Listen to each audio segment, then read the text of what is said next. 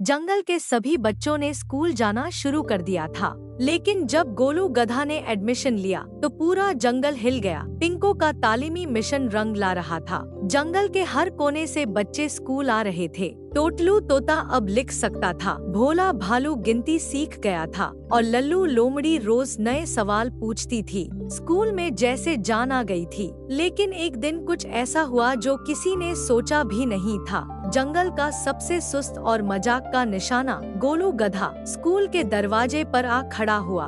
उसके हाथ में एक छोटी सी कॉपी थी और आंखों में शर्म।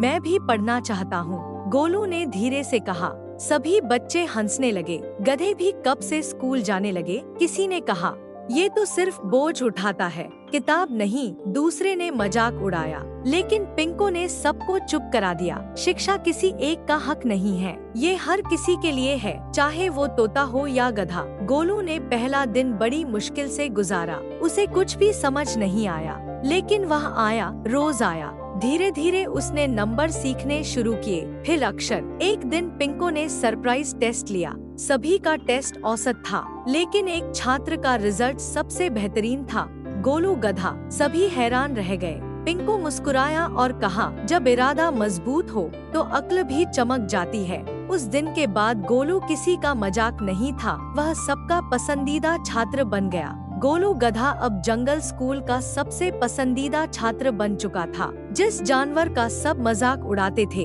अब उससे सलाह ली जाती थी। वह अब सिर्फ पढ़ नहीं रहा था, वह दूसरों को भी प्रेरित कर रहा था। एक दिन दोपहर के खाने के समय गोलू ने पिंको से कहा, पिंको भाई, जंगल के दूर दराज इलाकों में अभी भी कई जानवर हैं जो स्कूल नहीं आ पाते। पिंको ने हैरानी से देखा।